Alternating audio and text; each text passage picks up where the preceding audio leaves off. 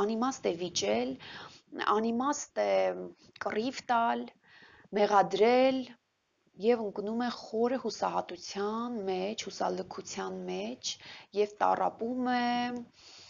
շատ դեպքերում մենք նկատում ենք այս փուլում, որ մարդը կարող է այդ գերեզմանի ճանապարհը բռնի, անընդհատ գնա, գա, հա, եւ ինչքան էլ կողքից ասում են դե բավական է, վերջացրու, հա, եւ այլն, բայց մարդը այդ խորը վշտի եւ անմխիթարության մեջ է դեռ գտնվում։ Այս փուլի մեջ պիտի ասեմ, որ անչափ կարևոր է, ընկերներ, որ մարդը այս փուլը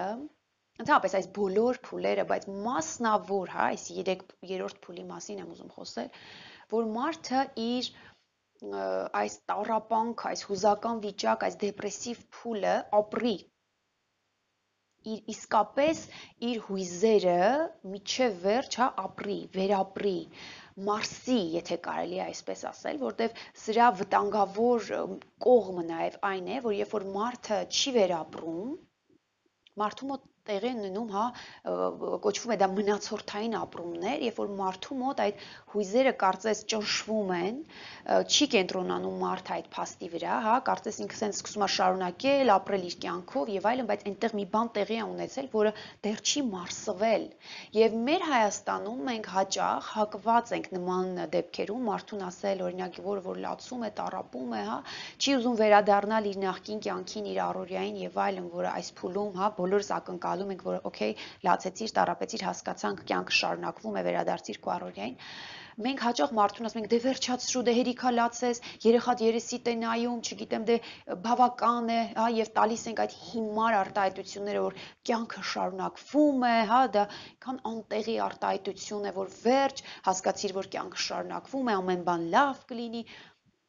Ընկերներ, պետք չի, որտեվ ամեն բանի ժամանակ կա։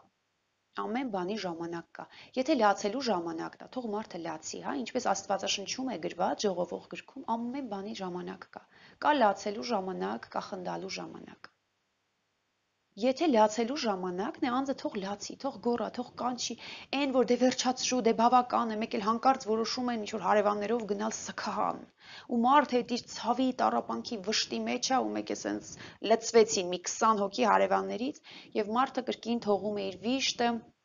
եւ չգիտեմ, արդեն մտածում է պիտի հյուրասիրի, պիտի, չգիտեմ, զրույցի բռնվի, որտեվ այսքան մարդիկ եկել են եւ իր երեսին են նայում, եւ սովորաբար այնպես է ստացվում, որ ընթացքում մարդիկ նույնիսկ մոռանում են ինչի համար են հավաքվել, ինչ որ անիմաստ անհեթեթ նյութեր են բացվում, սկսում են ընթացքում նույնիսկ ասել, խոսել, ծիծաղալ, որը այդ հոգեվիճակում, այդ վշտի մեջ գտնվող մարդու համար գժվելու, խենթանալու բան կարա լինի, հա, որ ես հասկացված չեմ, ինձ ոչ մեկ չի հասկանում եւ սովորաբար մարդիկ բողոքում են, որ ինքնամփոփ է դարձել, չի խոսում եւ այլն, բայց չեն փորձում անդրադառնալ, որ մարդը չի խոսում, զրույցի դուրս չի գալիս, որտեվ ձեր արձագանքը գուցե ճիշտ չէ։ Հա, երկու բան է տեղի ունենում, կամ ասում են դե վերջացրու, դե հա լավ հասկացանք, վերջ կյանք շարունակում է, կամ սենց սկսում են խղճահարություն, վայ բուն, սենց մեղքում են, ինչ որ կեղծ բաների մեջ ցավակցում եմ, հա, էդ էլ է իմ համար անհեթեթ արտահայտություն, ցավակցում եմ, որ ասենք մարդ կա իր կյանքում մի հատ կատու չի թաղել նույնիսկ, բայց հանկարծ գալիս եւ ասում է ես ցավակցում եմ, ես հասկանում եմ։ Սովորաբար ընկերներ նման դեպքերում մենք ոչ մեկս էլ ոչինչ չունենք ասելու։ Եվ սրա հետ պետք է հաշվի նստել։ Եթե դու ոչինչ չունես ասելու, ոչինչ մի ասա։ Լռիր։ Որտեվ նման դեպքերում լռությունը վստահեցնում եմ ավելի ցանկալի է եւ ավելի արդյունավետ, քան ինչ որ անհեթեթ, անտեղի բաներ ասել, որոնցով կարծես փորձում ես մխիթարել,